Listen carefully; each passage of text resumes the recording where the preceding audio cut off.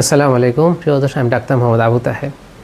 তো কোনো রকম পরীক্ষা নিরীক্ষা ছাড়াই আমাদের কিডনি ভালো আছে কি না আমরা ঘরে বসে জানতে পারবো।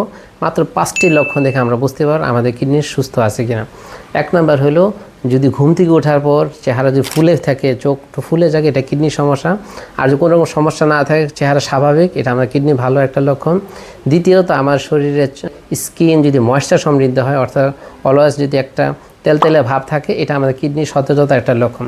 তৃতীয়ত হলো, আমাদের এনার্জি অলওয়েজ হাই থাকবে, অর্থাৎ সারাদিন আমাদের কোনো ক্লান্তি, কোনো রকম পেরেশানি হবে না, এটা কিডনির সুস্থতার একটা লক্ষণ। তাছাড়া সকালবেলা ঘুম থেকে ওঠার পর আমাদের ব্রেথ, অর্থাৎ আমাদের শ্বাস যদি সতেজ এবং পরিষ্কার থাকে, কোনো রকম দুর্গন্ধ বা খারাপ কোনো অবস্থা না হয়, এটা আমার কিডনির সুস্থতার লক্ষণ। 5 নাম্বার হয়েছে যে আমাদের স্কিন, আমাদের মাসেল, কোনো রকম ব্যথা, সারাদিন কাজকর্ম করাবো, কোনো রকম ব্যথা অনুভব হবে না।